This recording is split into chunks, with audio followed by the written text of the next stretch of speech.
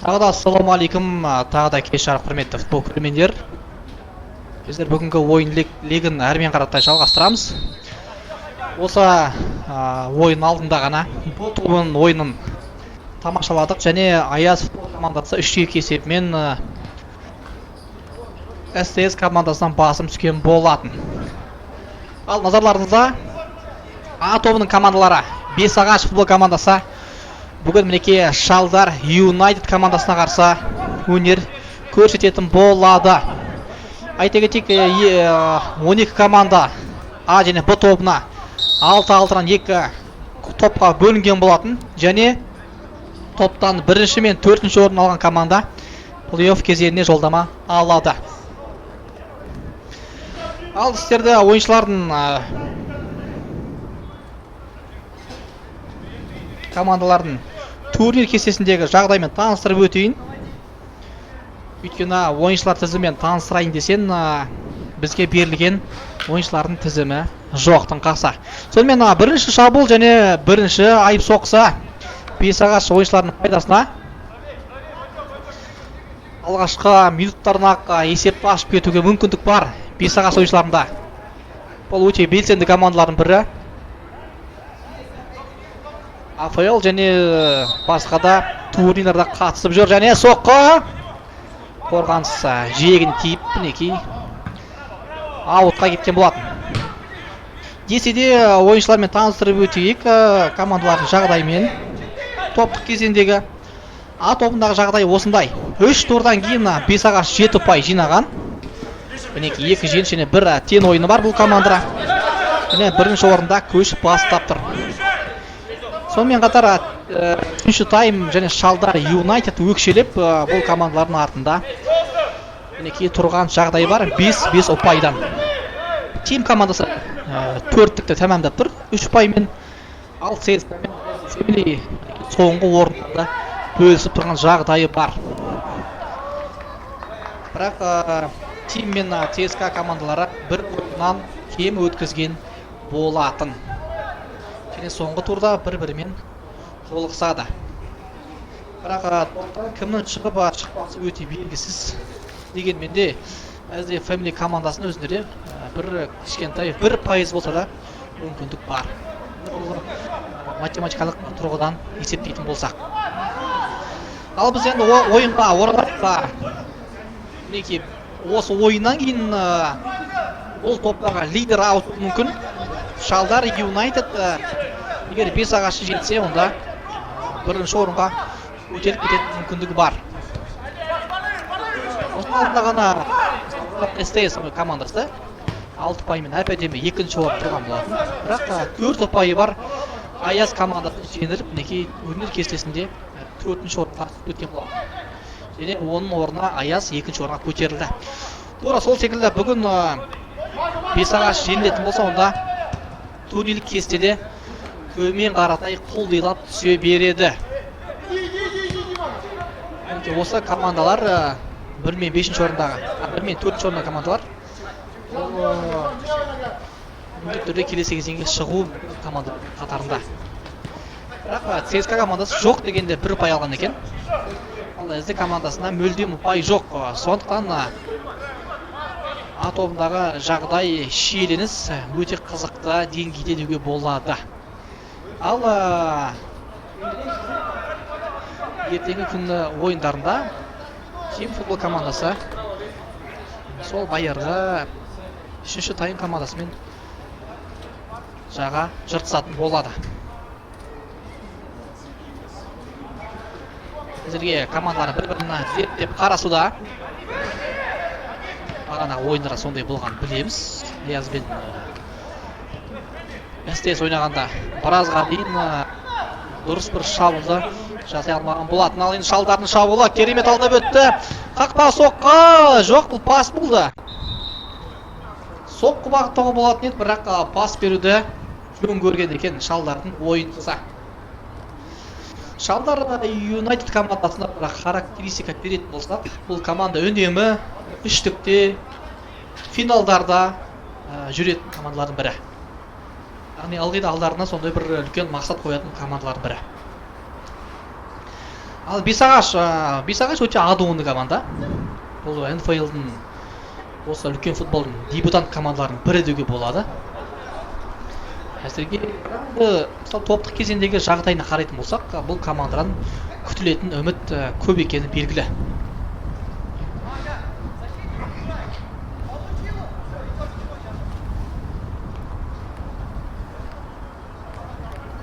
Топтық кезеңнен шығу мәселесін 25%-ға қойғандай бұл команда.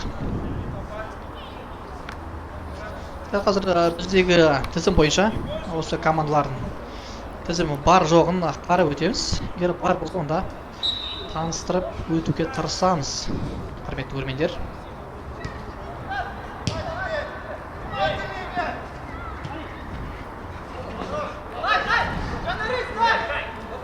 Өткен бір ойында бұл ойынын жүргізген болатынбыз.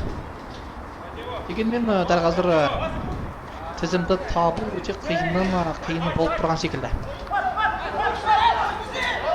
Осы ойыннан кейін баршаңыз экрандарыңыздан алыстамаңыздар. Тамаша ойын күтіп тұр бізді СД Фемили және ЦСКА арасындағы. СД Фемилидің енді плей-офф кезеңіне шығу мүмкіндігі өте аз болса да, бұл команда қалған 2 ойында бір тамаша ойын өрнегін көрсетіп береді деген ойдамыз. Өйткені бүгін өткен ойындағыдай бұл команда СД Фемили өзінің медиа командасымен құрамымен ойнайтын болады. Әсіресе бұл ойында ЦСКА қарсы Амбал, Асыл, Жеңіс секілді ойыншылар өнер көрсететін болады. Сондай-ақ Жубиньо бар, тағы басқасы бар. Ал ЦСКА сапында Қазақстан құрамасы, жастар құрамасының бұрынғы ойыншысы Равиль Сауранбаев та бүгін ол құрамға қарсы өнер көрсететін болады. Сондықтан сондай бір медиалық шайқас болғалы тұр. Ал дегенмен біздің ойынымыз жоғары деңгейде өтетіні түсінікті. Екі командаға да өте 100% сенімді топтан шығу керек. Шалдар да Бесағашта бүгін бар күшін алаңда қалдыратын болады. Плей-офф кезеңіне жолдама алу үшін. Өйткені барлық қызықтың барлығы әрине плей-офф кезеңінде басталады.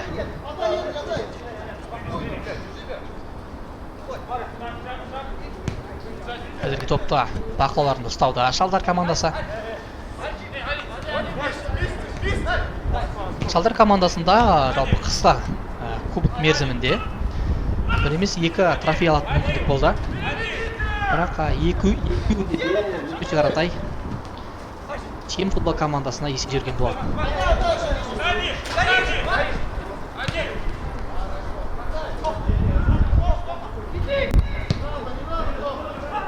Пас. Бірақ бұл пастың кімге, қай ойыншыға берілгені әрине белгісіз. Өйткені пастым қаттылау болды. Әзірге командалар бір ашылып шабуылдай алатын емес. Шабыттанып шарқ ұратын жағдайда емес. Өйткені асығудың да қажет жоқ. Мысалға бірінші ойындағы уақыт бір құдды бір қатты өтпеген секілді. Өте бай өтті. Осы ойында мінекей уақыттың лезде өтіп кетуі әрине қысқарақ белгісімен тұратын жағдай.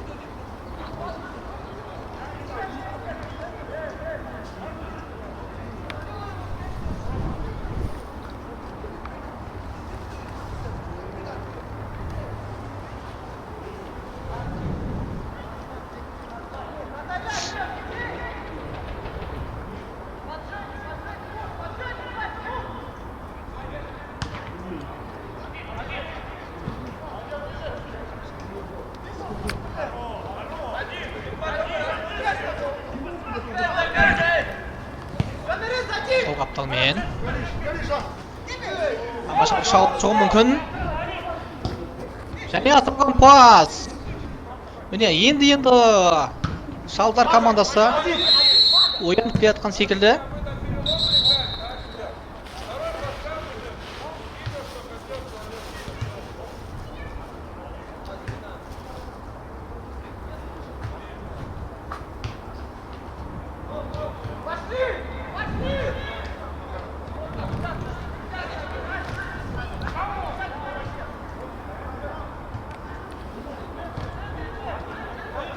Бағанағы шабуылы аяқсыз қалды. Шалдардың бірақ әйтеуір деп бір шабуылдап көруге тырысты Шалдар командасы.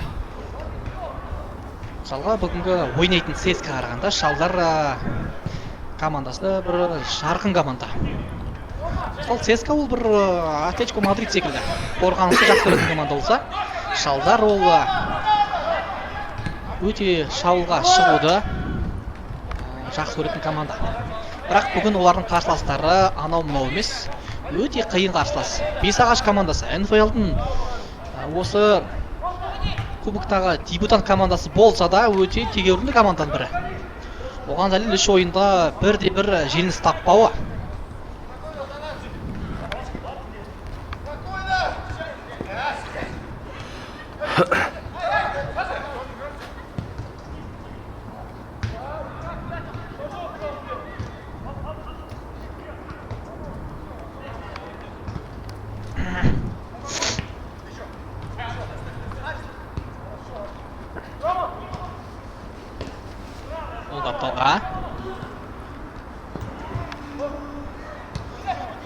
Топты өз арасында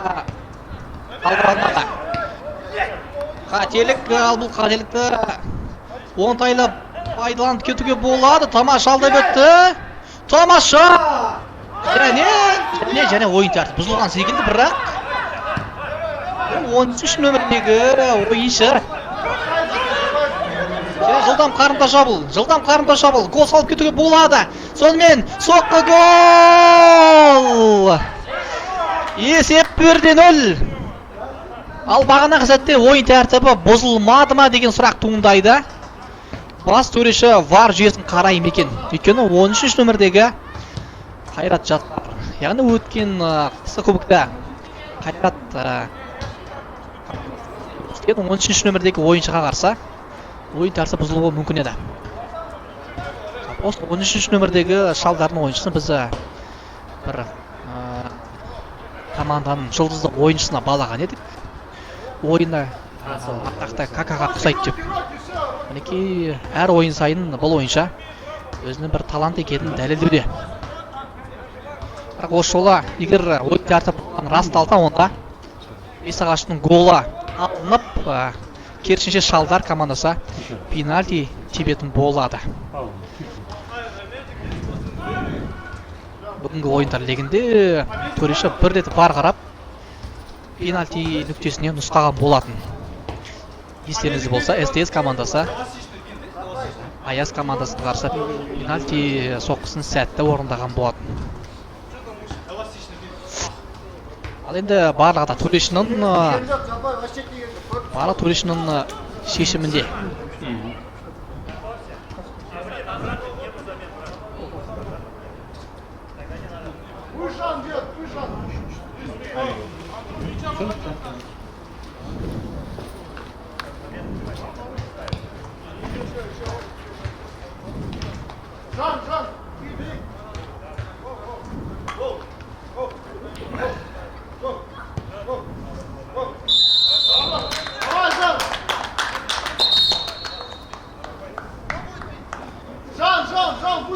Сонымен бас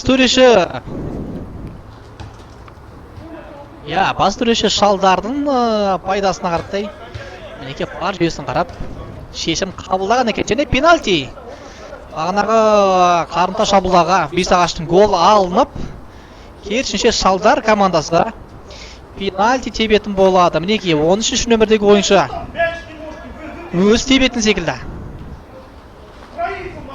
Бағанағы сәтте өте әдемі алып өтті. Өте тамаша. Ал енді бұл жас ойыншыда пенальти сериясынан пенальти нүктесінен гол салатын жақсы мүмкіндік туындап тұр. Команданың байырғы ойыншыларын өзі бұл жас талантқа кеше ғана командаға келсе де, мінекей пенальти орындауға мүмкіндік беріп жатыр.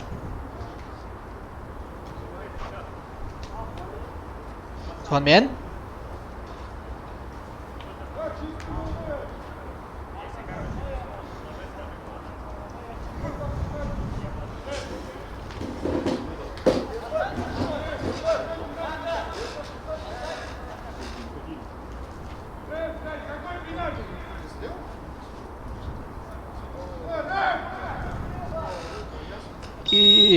жақсы мүмкіндік гол салатын.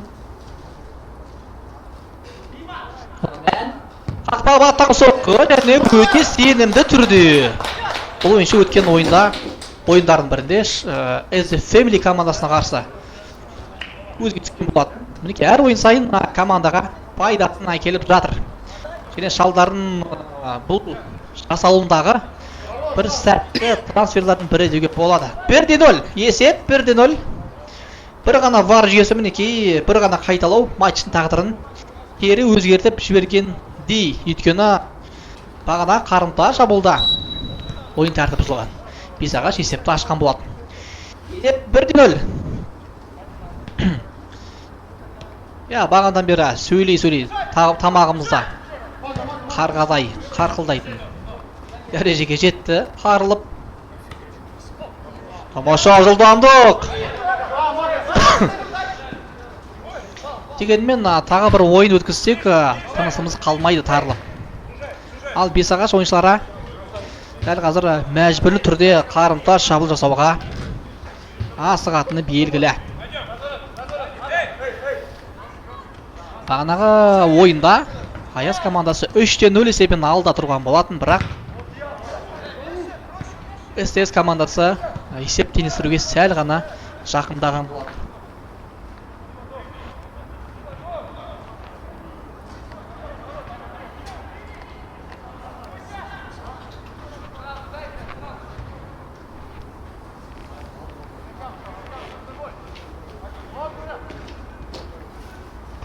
Сол қапталмен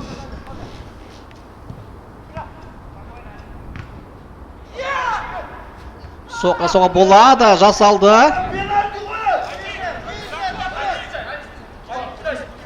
Және сол қаптал тағы да сол баяғы Кака.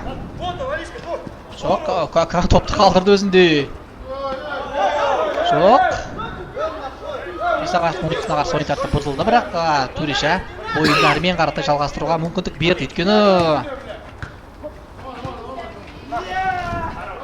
топ Бесағаш ойыншыларына қалған болатын.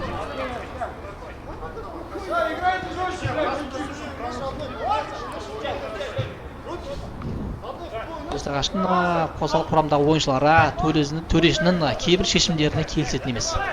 18 минутта әзірге қақпаға бағытталған пенальтидан басқа ешқандай бір қызықты тамашалай алған жоқпыз бұл ойында.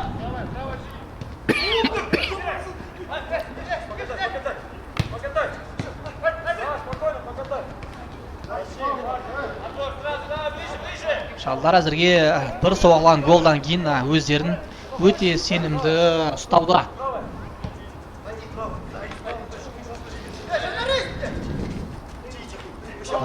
Топта тағы бір жоғалтып алды. Шалдардың 13 нөмірдегі ойыншысы. Ойыншының есімінде әріптестері айғалып жатқан естіп жатырмыз. Есімі Жанарс екен. Жанарс бүгінгі ойындағы Шалдардың алғашқы голын пенальти нүктесінен салған болатын. Тілшімізге қайта пенальти сериясы деген сөз келіп жатыр. Бәлкім Шалдардың көп ойындары плей-оффтағы пенальтимен аяқталғаннан кейін солай болып жатқан шығар. Бірақ топтық кезеңде ешқандай пенальти сериясының болмайтынын біз жақсы білеміз. Шалдар бұл кубоктаға жоқ дегенде жартылай финалға дейін жетуді армандап отқаны, көксеп отқаны белгілі. Командалардың турнир кестесіндегі жағдайын тағы бір айтып өтейік, құрметті көрермендер. Әлбетте бұның барлығы артық етпейді. Бағана Бесағаш бірінші орын тұрған болатын. Дәл қазіргі есеп бойынша онлайн кесте бойынша Шалдар Юнайтед командасы 8 ұпаймен бірінші орынға көтерілді. Ал Бесағаш екінші орында тұрақтап тұр. Егер үшінші тайм командасы ертең жеңіске жететін болса, онда Бесағаш төменге қаратай түседі. Дегенмен Бесағаш командасы айттық қой. Бұл команда өзінің топтан шығу жағдайын 25% шешіп қойды. Егер қалған ойындардың барлығында бұл команда ұтылатын болса, ал бір ұпайы бар ЦСКА командасы тек қана жеңіске жететін болса, онда Бесағаш тіпті плей-офф кезеңіне де қалмай қалуы мүмкін. Сондықтан әрбір ойын өте маңызды болғалы тұр. Бұл команда үшін Бесағаш осы 4 турдың аясын есептейтін болсақ, қарсылас командасының қақпасына 3 гол соғып, өз қақпасына 2 гол жіберген екен. Ал Шалдар командасы 10 гол салып, 5 гол жіберген жағдай бар. Енді бұл нәрсеге қарап, нені айта аламыз? Бесағаштың қорғаныс шегі өте мықты, бірақ шабуыл шегінде қойылатын сұрақ бар. Өйткені осы 4 ойынмен есептейтін болсақ, 4 ойында бұл команда 3 гол салған. Яғни әрбір ойында кем дегенде 1 гол салған екен. Бұл команданың осындай статистикасы бар.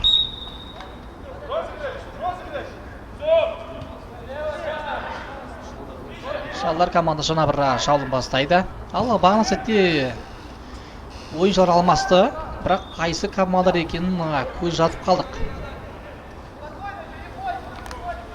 Мәселен, Аяз бен СТС командасының арасындағы ойында бірінші таймның өзінде СТС'тің бас бапкері 3 ойыншыны алмастырған болатын. Және сол алмастырулар өз септігін сәлде болса тигізді деуге болады. Өйткені бір қағандағы есепте теңізірге жақындады. Әулеткен пас. Әзірге екі команда тарапынан бір пассивный ойын болып жатыр. Көз тартарлық деп айтуға келмейді. Бірақ мінекей қорғаушылардың қателігін аңдып жүріп көздеген болатын. Бесағаш ойыншылар бірақ әдеттеген мақсаттарға жетпеді. Бәлкім жоғары прессинг жасау керек шығар.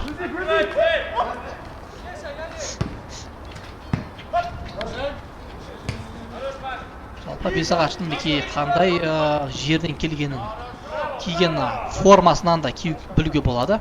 Жасыл түсті, орманды, жасыл көрікті жерден келгені білініп-ақ тұр. Оң қапталмен тамаша пас. Осы кеңістік бар. Жоқ, бұл жола тек қана бұрыштама добын орындайтын болады. Бірақ ол өз қандай. Шалдар командасы бұрыштама добын бұл лигада ең жақсы орындайтын командалардың бірі. Ал енді шалдардың орындауындағы бұрыштама добын бақылайтын боламыз.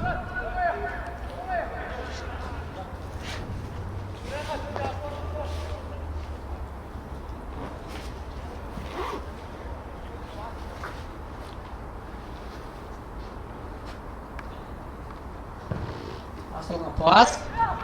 Қақпашы ергезінде бұл допты оңай қолына ала білді. Ойынның 24 минуттары.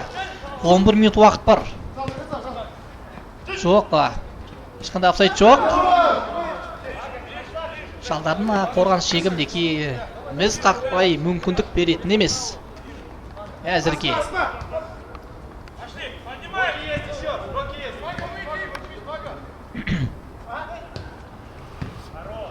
Көбінесе пастың барлығында оң қаптал арқылы жүргізіп жатыр ойынның Бесағаш ойыншылары, бірақ бұл бір тиімді жоспарға ұқсамайды. Өйткені топты сәл сол қапталға да ауыстыру керек секілді.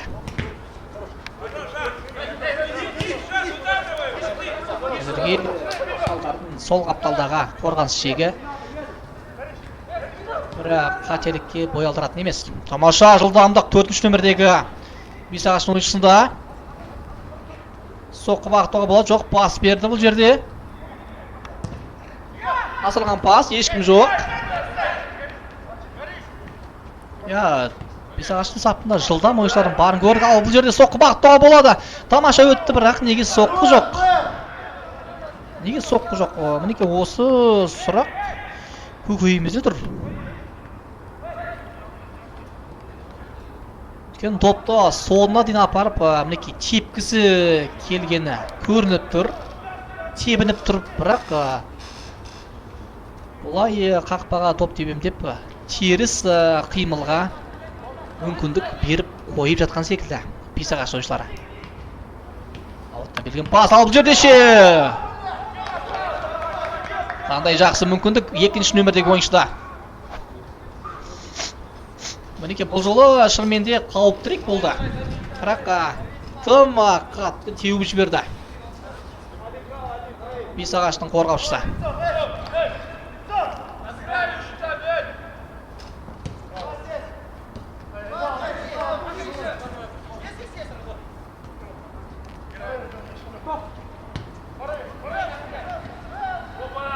Қауіпті болуы мүмкін, және Бесағаштың ойыншысына қарсы ойын тәртібі бұзылды. Қақпашы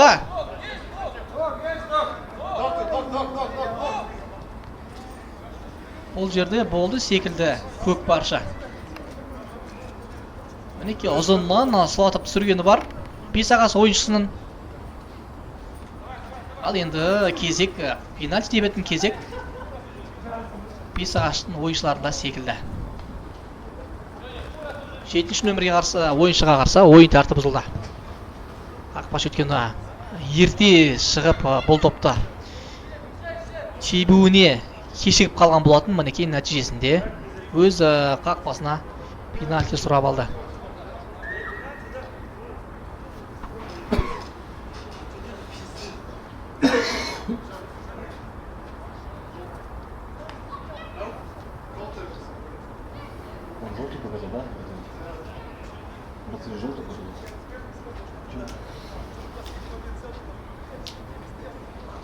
Ал шалдардың қақпашына қарсы ешқандай бір сарқағасы көрсетілмеген секілді. Бұл жерде әрине ойындарды бұзайын деп бұзбаған, бірақ бұл да бір ойындарды бұзуға саналады. Ал енді пенальти Бесағаштың пайдасына төреші ешқандай бардыға қарамайды. Ларсыз-ақ бұл мүмкіндікті бар қылатын секілді.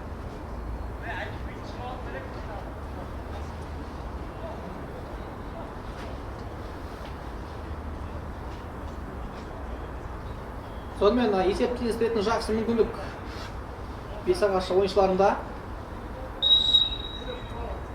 Соққы және бұл жолы екінші нөмірді бойынша пенальтиді өте сәтті орындады. Есеп 1-1, құрметті көрермендер.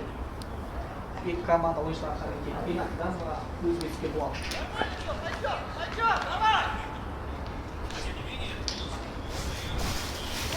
Ал бірінші тайм аяқталуына 6 минуттай уақыт бар.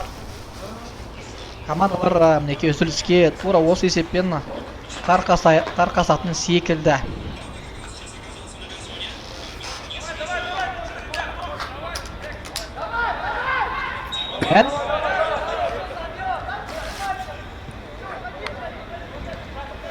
Есеп 1-1, құрметті көрермендер. Ал енді турнир кестеде жағдайы мүлдем басқа бағытқа қаратай өзгереді. Дәл қазір 1-1 есеп бойынша талқылайтын болсақ,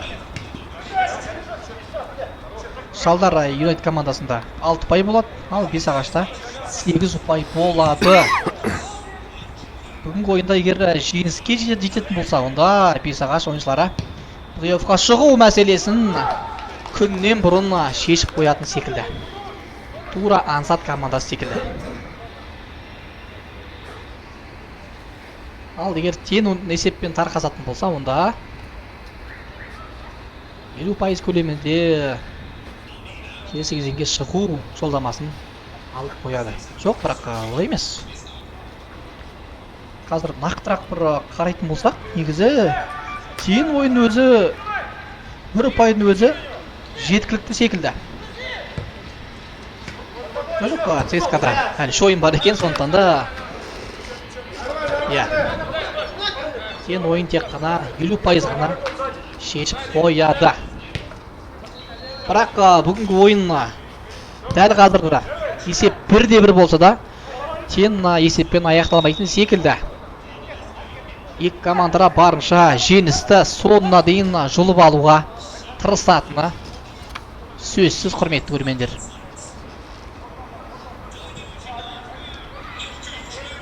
Сол қапалмен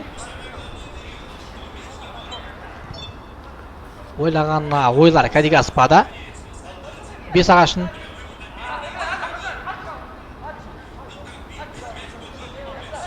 жоқ, допта көп аласам деп жоғалтып алды. Бесағаштың ойыншысында тамашалды өтті және соққы қақпашы тамаша сейф. Топ әлдері Бесағаш ойыншыларында соққы бағыттауға болады. Топты өте көп ұстауда Бесағаш ойыншылары, өте көп.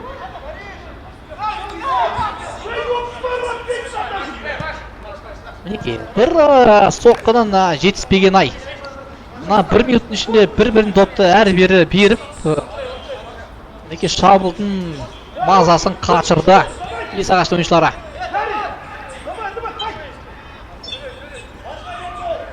Сен соқты, мінекей жақсы мүмкіндіктен осылайша айырылып қалды.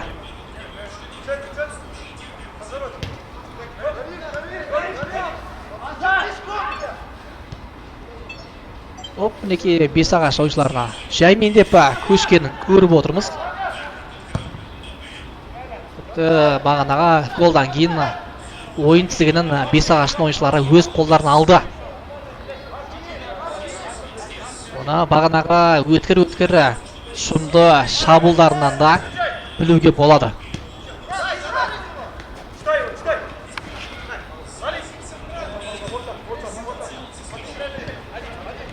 Қайта алданып қалатын әрине бала емес Бесағаштың ойыншылары, бірақ сонда да 13-ші нөмірдегі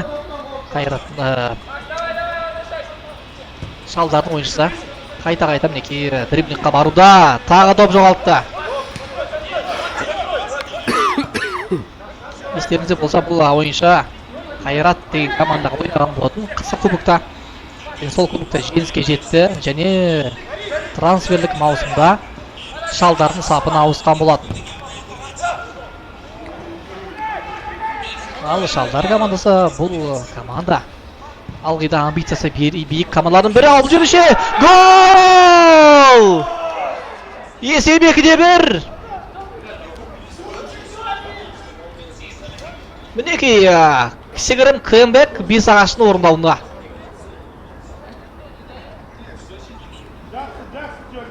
Шалдардың жұлдызын әңгімеге тартып едік. Мінекей сол сәтте Бесағаштың жұлдызы есепті еселеп кетті. 2-1. Ал енді Бесағаш ойыншылары сенімді түрде алдыға шықты. Егер осы ойында жеңіспен аяқтайтын болса, айттық қой, бұл команда 100% түрде плей-офф кезеңіне жолдама алады. Есеп 2-1. Тамаша бір шабуылдың соңы осындай керемет голмен аяқталғаны мінекей Бесағаштың көрермендерінің көңіл күйін бөріктерін аспанға атқызатындай дәрежеге жеткізді. 2-1. Ал енді Шалдар командасы бағанағы ең бірінші голдан кейін естеріңізде болса, бірінші гол есеп ашқан болатын. Сол голдан кейін біраз мінекей қорғаныста жатып қалғаны өзге таңбадай көрінді. Бірақ мінекей бұл үрдіс өздеріне зиянын тигізгенін көрініп тұр. 2-1. Ал енді жағдай мүлдем басқа жаққа ауысты. Дәл қазір енді Шалдар командасына есепті теңестіру керек. Ал бірінші тайм аяқталуына 30 секунд көлемінде уақыт бар. Әулеті басылған пас, тамаша есепті еселеуге болады. Әрмен Қаратай. Топ әлдере Бесағаш ойыншыларында. Жылдамдықтары көз ілеспес жағдайда. Соққы.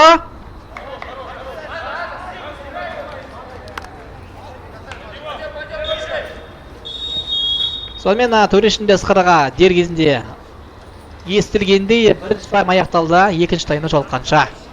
Құрметті көрермендер, сіздер де сәл демалып алыңыздар.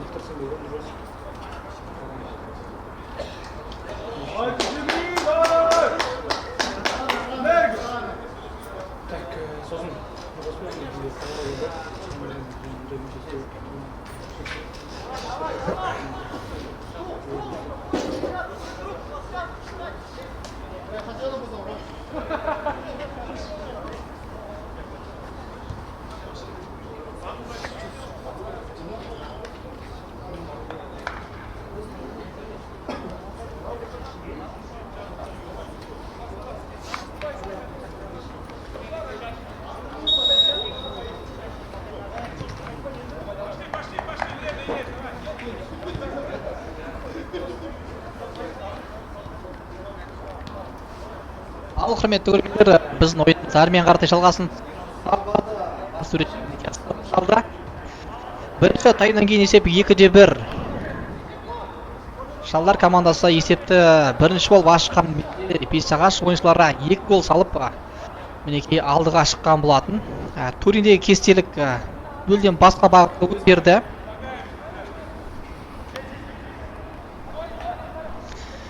Дәл қазір Бесағаш ойыншылары бірінші орындағы жағдайын нақтылай түсті. Онлайн кесте бойынша Бесағашта 10 ұпай және олар 100% дәл қазір плей-офф кезеңіне шығып тұр. Ал Шалдар сол күйі 5 ұпаймен қалғалы жатыр. Мінекей ол команданың артында өкшелеп Тим командасы бар. Бір ойын кем өткізген. Сондықтан Шалдар командасы бүгінгі ойында жеңіліске ұшырайды. Жағдайын мүлдем төмендетіп алады. Барлығы жақсы басталды. Мінекей әрмен қаратай Шалдардың ойына мүлдем жүрмей алды деуге болады. Бірақ Шалдарда барлығында өз орын келтіру үшін мінекей жарты сағат уақыт бар. 35 минуттың ішінде Шалдар командасы дәл қазір есеп теңестіріп, енді Бесағаш секілді кәмбек жасай ала ма? Екі командара бір-бірі пенальтиден тепкен болатын, және екінші голда бір шабылдан Бесағаштың ойыншылары салды. Ал бүгінгі ойын легін аяқтайтын ол әрине осы ойыннан кейін ЦСКА мен СД командалары болып қалды. Бесағаш ойыншысына қарсы ойын тәртібі бұзылды. Ал Бесағаш мінекей өрелік жағдайлармен қатар нығайтатыны түсінікті бұл команданың. Бұл командада жақсы түсініп тұр. Егер бүгінгі ойында жеңіске жететін болса, 3 пайды еншілейтін плей-офф кезеңіне ешқандай құрақсыз шығатын болады. СДФ-ге қатысып ойнайтын болады. СДФ командасы жалпы бұл топта соңғы орында тұр. 3 ойын 2-інде бұл команда резервтік құраммен ойнаған болатын екен. Соның арқасында командада ұпай жоқ. Бірақ бүгін ЦСКА ойыншы болатын ойын бар нәрсені өзгертуі мүмкін. Сондықтан біздің эфирімізден ажырамаңыздар. Сен тұр мен атайын деген жұлдызды медиа тұлғалар ойнайтын болады. Бір Амбал, Асыл Ромео, Жубиньо, Жеңіс секілді СДФ-дің аңыз ойыншылары бүгін жасыл алаңда доп тебетін болады.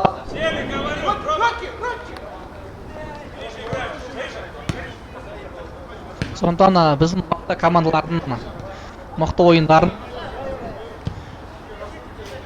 тікелей эфирден мүмкіндігінен ажырап қалмаңыз, құрметті көрермендер.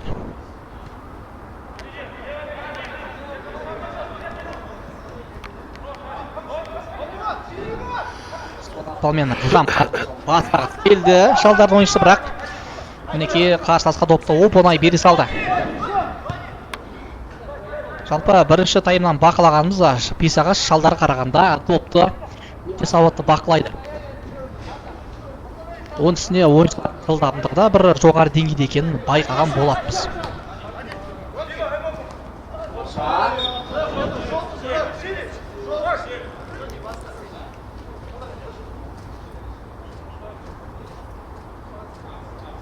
Тек қана осы ескертумен шектелді. Бірақ бұл сары қағаз беретіндей бір жағдай емес. Кезек тайып соқса. Бесағаштың сол қапталмен жаңа бір шабуыларын бастырмақшы, бірақ тамаша пас жоқ. Жолда қорғаушылар барлығында бақылай білді. Әзірге шалдардың ойын бір жүйелі түрде шабуыл жасаудың жөнін алатын емес.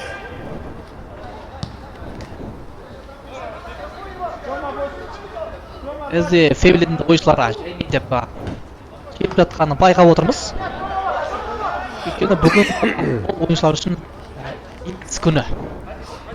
Былайша айтқанда дейін X. Бүгінгі ойында СДФ-мен жеңетін болса, 3 пай алатын болса, онда 1-2% болса да мүмкіндік болады бұл командалар топтан шығуға. Бірақ айта кетейік, СДФ үшін бұл лигада бір жеңіске жету, бір жоғары бір жоспарлардың бір емес. Бұл бар болғаны осы сәуір айында өтетін медиа лигаға дайындық ретінде ғана. Бірақ ол команданы бүгін өте қиын қарсылас күтіп отыр. Ол ЦСКА командасы өте тәжірибелі команда. Осы алаң иелері. Оның үстіне ол команданың құрамында бүгін тәжірибелі Абил Сауранбаевтың өзі де ойнайтын болып. Маша.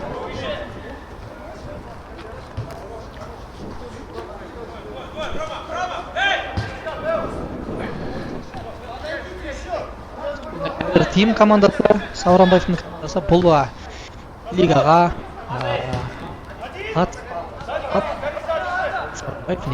ЦСКА командасында бұл лигада өнер көрсетіп жүр. ЦСКАның әзіргі ойындарын. Бірақ жоқ дегенде ол команда әйтеуір бір тең ойында көрсете алды. Бір ұпайдың өзі дәл қазір біраз мүмкіндіктерді сыйлайды ол командаға. Бұл жерде қақпашы сәл болғанда қателесіп кетуі мүмкін еді. Әзірге команданда қорғаншы қапталмен жақшылдады. Және топпен бірге кеп кете жаздаған жағдайы бар. Бірақ абырой болғанда қорғаушылар әйтеуір мүмкіндік бермеді Бесағаштың ойыншысына қақпа маңына оңай жетуге.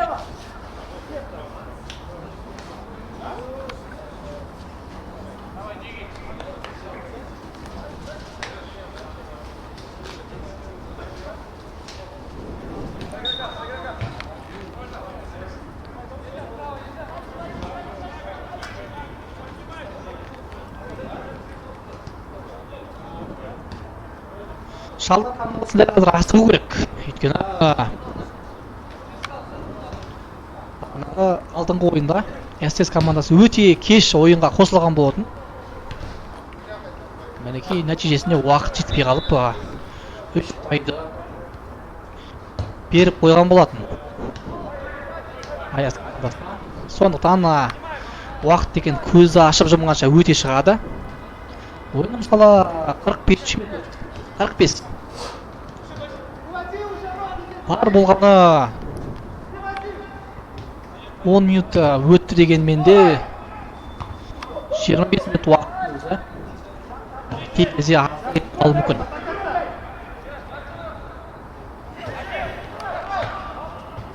Прессингтен жақсы шықты Шалдар ойыншылары. Асылған пас, бірақ әріптесі бұл пасты күтпеген секілді. Мінекей бір-бірін түсініспеуге айналды. Шалдар ойыншысы тамаша подкат. Мінекей топты бір-бірінен қайта-қайта тартып алды екі команда ойыншылары. Тамаша. Бірақ пасы нашарлау болды енді. Соңғы пас жетіспейді Шалдар командасына. Соңғы пас. Бағанағы сәтте ойыншы қалай барлығында сауатты жасады. Бірақ пас беру кезінде қателіктерге бой алдырып қойғаны бар.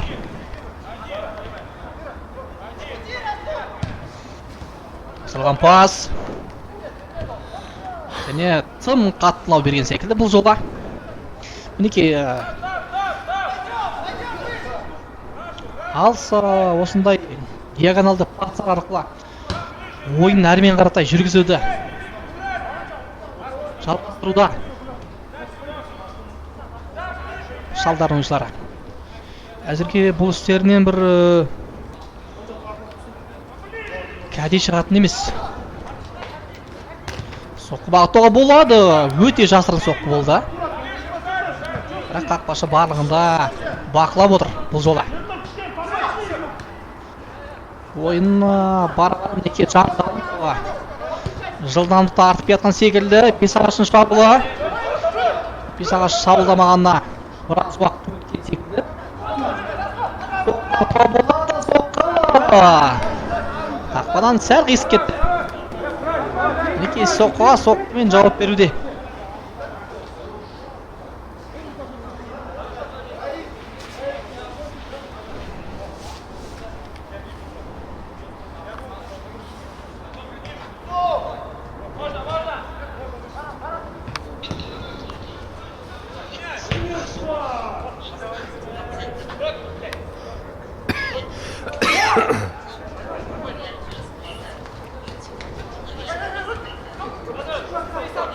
Бесағаш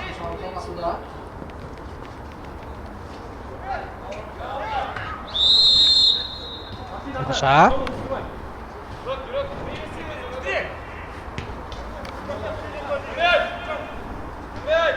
Және Шалдардың ойыншысына қарсы ойын тәртібі бұзылды.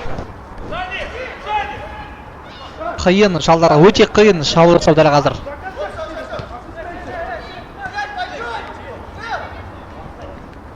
Барлық мінекей пост кеңістіктің барлығына жауып тастаған.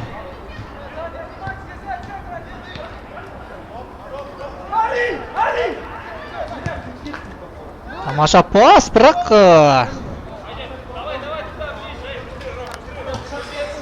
бұл жолда Бесағаштың шабуылшылары бір-бірін түсініспей қалды. Бұл берілген паста бір-біріне қалдырған болады, бірақ доп ақыра есі қалды.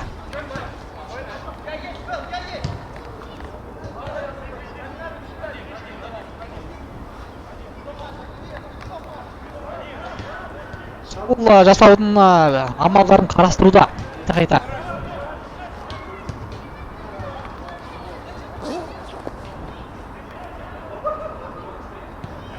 Тамаша пас. Болманда ешқандай офсайд болған жоқ. Тамаша.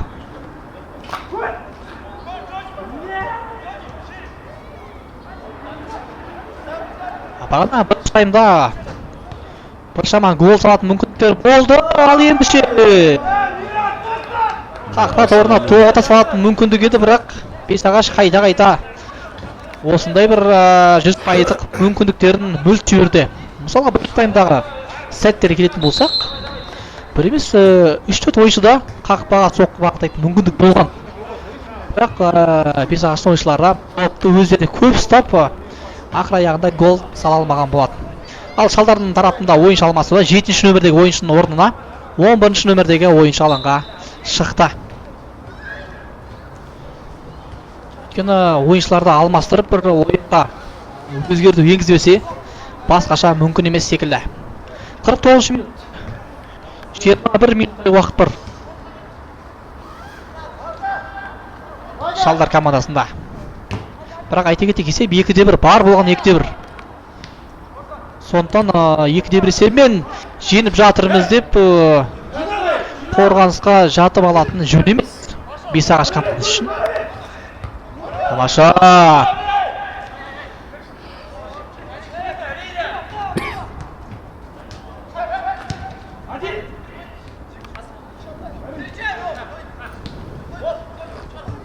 Шалдар командасының прессингі жаман емес екен көрініп тұр. Оң қапталдан. Және өрескел ойын тәртібі бұзылды. Кім бұзды бірақ бұл ойын тәртібін? Және Шалдардың ойыншысына қарсы өте өрескел ойын тәртібі бұзылды. Айта кетейік, айтулы осы бір ойында, осы бір лигада, осы турнирде біршама өзгертулер енді регламентқа. Соның бірі жаңағы бутсиді кию мүмкіндігі. Және ойыншыларды алмастыру жағында шектеудің барлығы да жүзеге асып жатыр. Ал бутсиді кию мүмкіндігі ойыншылардың жиі жарақатқа алып келуіне жол ашатыны айдан анық.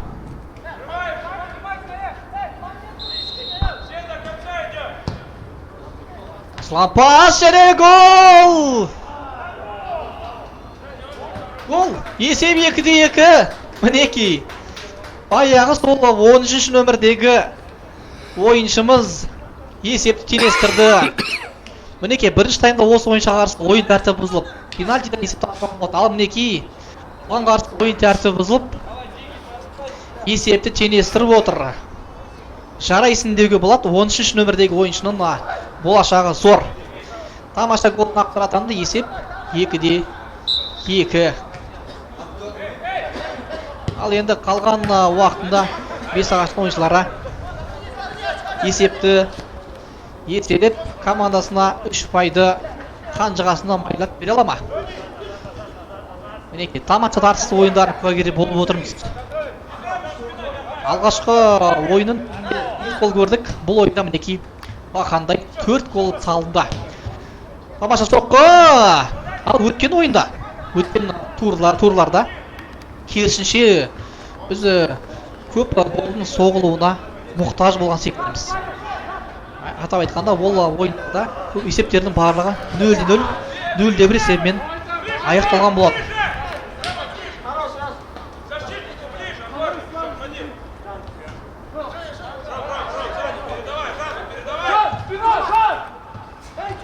Сол қапталға.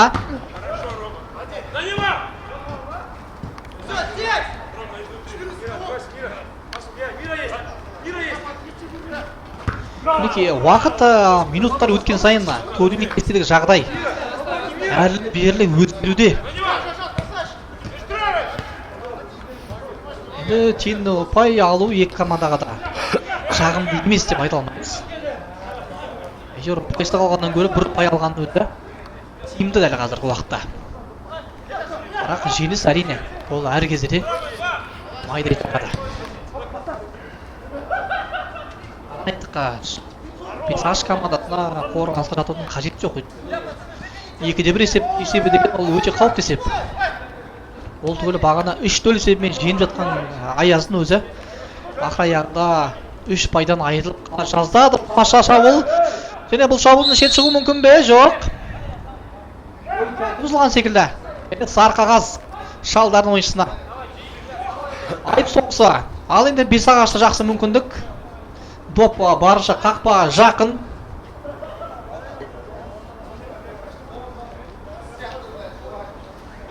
Тамаша айып соқыстан есепті алдыға шығуға мүмкіндігі жоқ емес, бар Бесағаш командасында.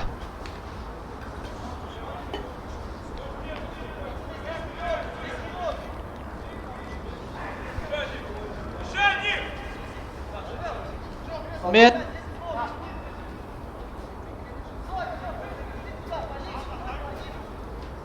өте жақсы мүмкіндік есепті еселеуге Бесағаш командасы үшін.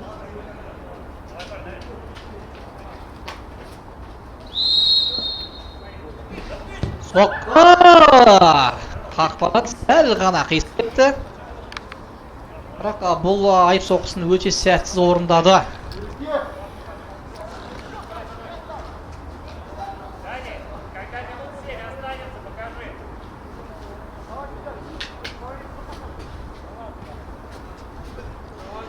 Елу 5 минут. 15 минуттай уақыт бар.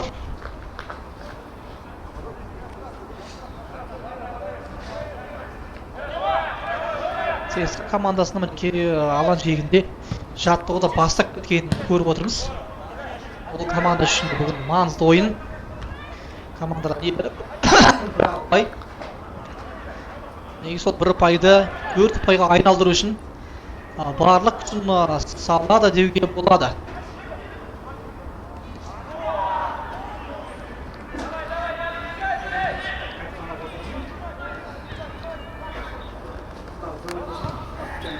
Out.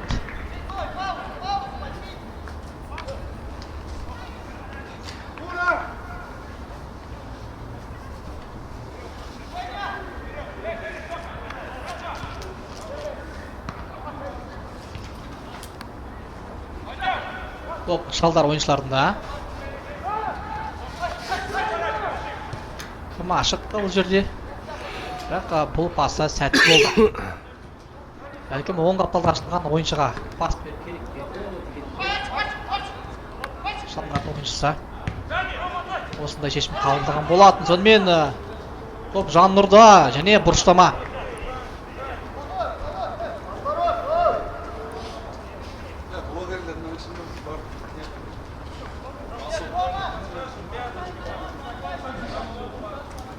Бұрыштама добын өзі бір басымдылықты алып келуі мүмкін.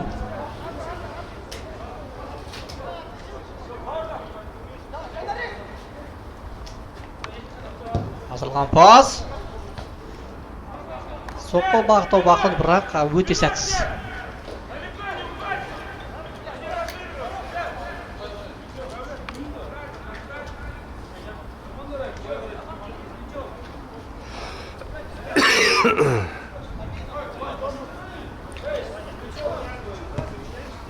Сол қапталға. Тамаша пас. Топ алаң шегінде қалды. Аспа, Жөні.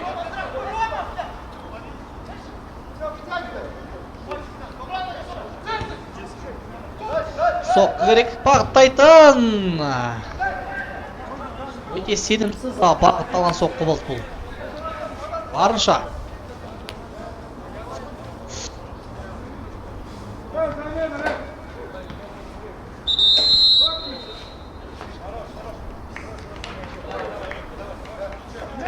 Және Шалдардың сапында ойыншы алмасатын секілді жоқ па? Шалдар емес. Бесағаш сапында.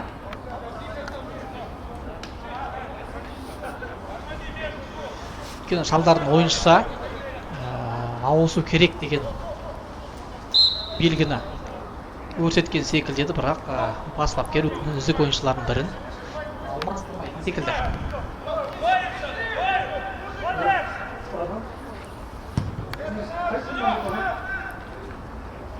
Елу 8 минут. Барлығы 12 уақыт бар.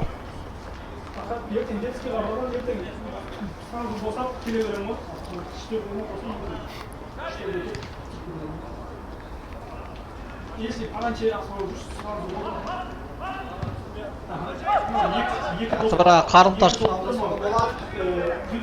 бірақ кімге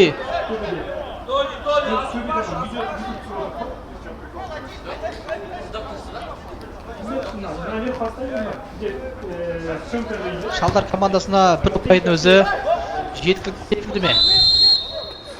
Офсайд. Да, почти.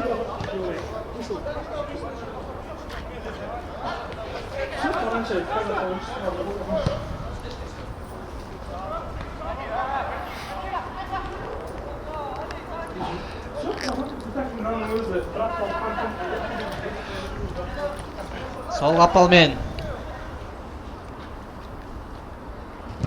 тағы бір шабуылға жасамақшы болған Шалдардың ойыншылары.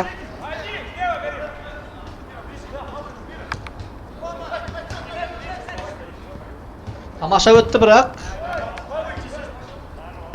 әйтпесе пас тұрған болады.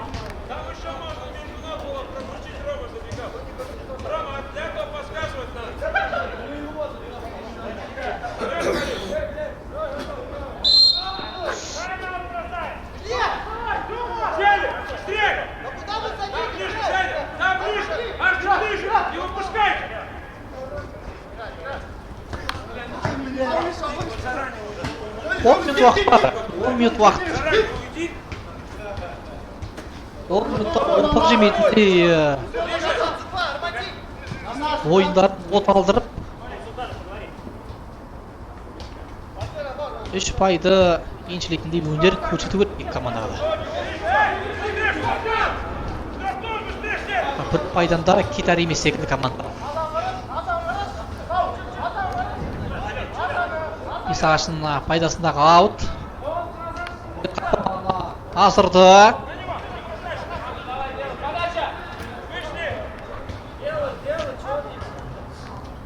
Оқталға.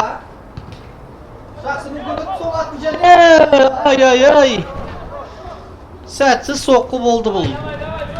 Какая связь? Связь какая? Связь какая связь? Нет, у тебя связь сотовая. Да?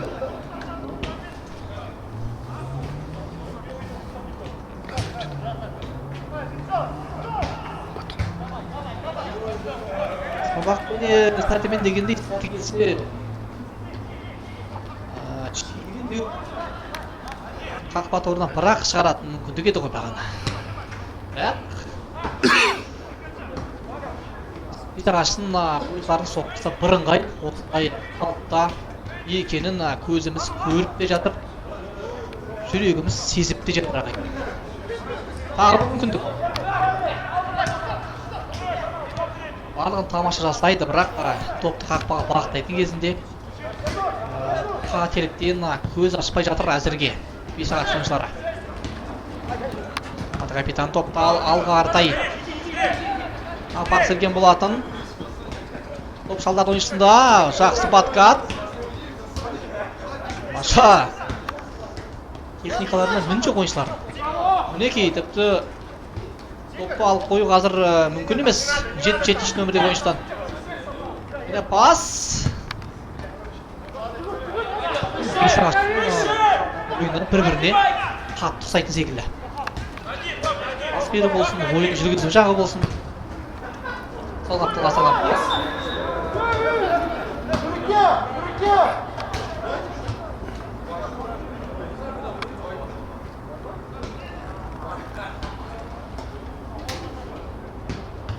Алло?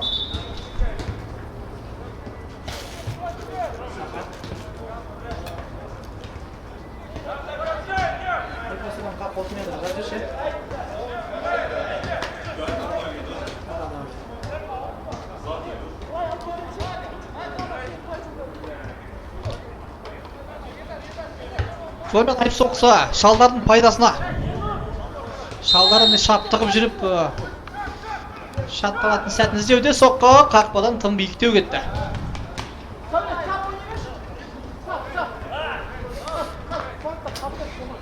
Шамасы жетсе шыңға жететін командалардың бірі ғой шалдар. Бес ағаш командасына қарсы бүгін өте лайықты қарсыластық жатыр деуге болады. Дегенмен шалдар тіс қаққан команда. ЦСКА шалдар тим деген командалар осы НФЛ лигасында үнемі ойын көрсетіп жүретін мықты командалардың бірі.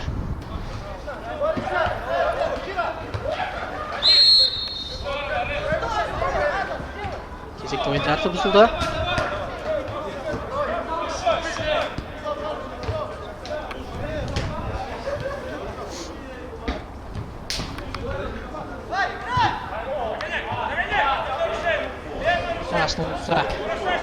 Көрді, тамаша өтті. Және екінші ойында тамаша. Енді пас берілді, соққы қайда.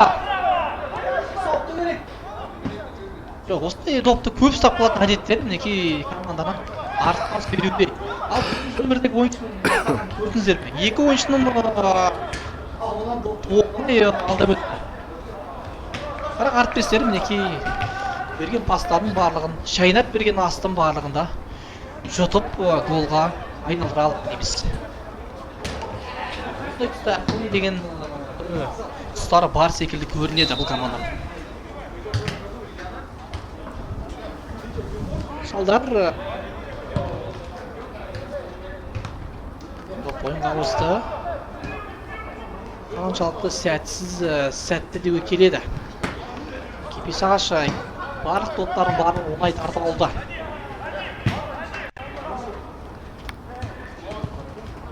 Саған бас қақпашы болды. Допқа бірінші жететіні сөзсіз. Қазір ойыншылардың да жылдамдығы барған сайын арттырып барған секілді.